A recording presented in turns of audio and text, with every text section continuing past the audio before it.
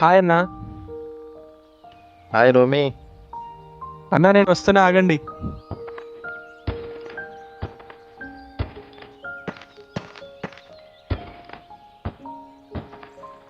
Praise Lord అన్న, ఎలా ఉన్నారు? నేను బాగున్నాను రోమి, నువ్వు బాగున్నావా? నేను బాగున్నానన్న, రండి కూర్చుందాం.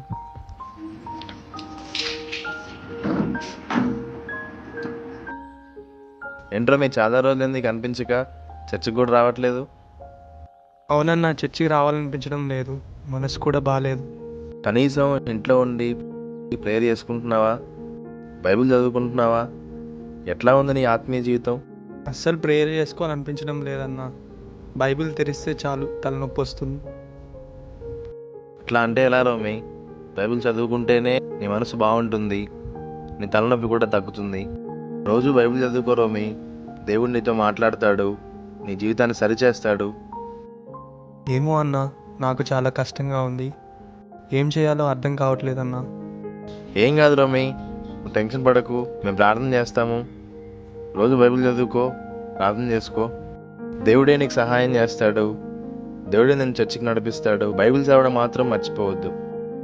సరే అన్న, నా కోసం ఇంత దూరం వచ్చినందుకు థ్యాంక్స్. ఈ రోజు నుంచి బైబిల్ చదువుకుంటా అన్న. థ్యాంక్ యూ సో మచ్ అన్న, నా గురించి ప్రార్థించాను. ఓకే రోమి.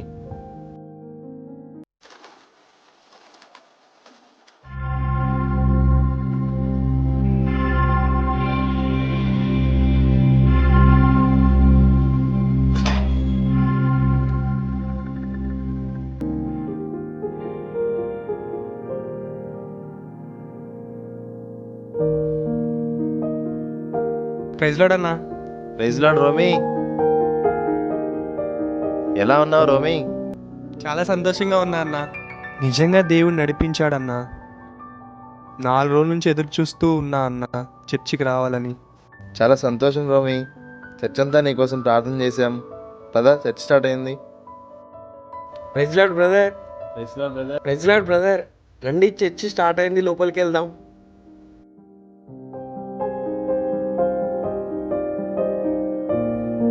ఎందుకనగా దేవుని వాక్యము సజీవమై బలము గలదై రెండంచులు గల ఎటువంటి ఖడ్గము కంటెను వాడిగా ఉండి ప్రాణాత్మలను కీళ్లను మూలుగను విభజించున్నంత మట్టుకు దూరుచు హృదయం యొక్క తలంపులను ఆలోచనలను శోధించుచున్నది.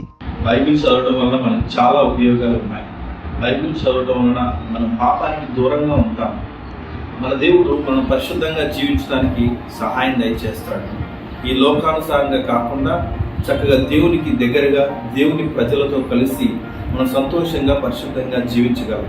కాబట్టి బైబిల్ చదవడం వల్ల నీ వాక్యంతో నన్ను బలపరుస్తున్నందుకు నీకు స్తోత్రం. నీ వాక్యానికి ఇంత శక్తి ఉన్నదా? నీ వాక్యంలో నన్ను బహుగా ఫలింపచేయండి. ఆమేన్.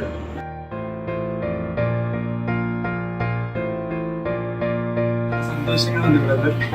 ఇన్ని రోజులు చర్చికి రాకపోవడం వల్ల ఏదో కోల్పోయినట్టు అనిపించింది. నా గురించి ప్రార్థించినందుకు మీ అందరికీ థాంక్స్.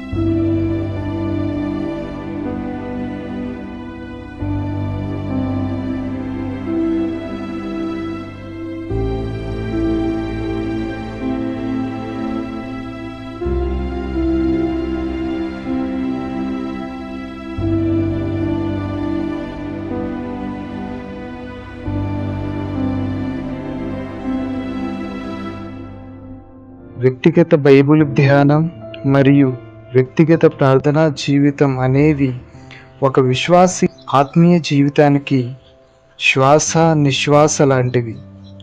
విశ్వాస జీవితంలో ప్రతిరోజు సరైన ప్రార్థన మరియు సరైన బైబిల్ ధ్యానం ఉన్నట్లయితే అతను ఆత్మీయంగా బలంగా ఉంటాడు.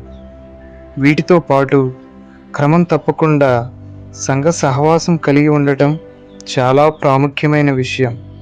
దయచేసి ప్రతి విశ్వాసి వీటిని అశ్రద్ధ చేయవద్దని ప్రేమపూర్వకంగా మనవి చేయుచున్నాం.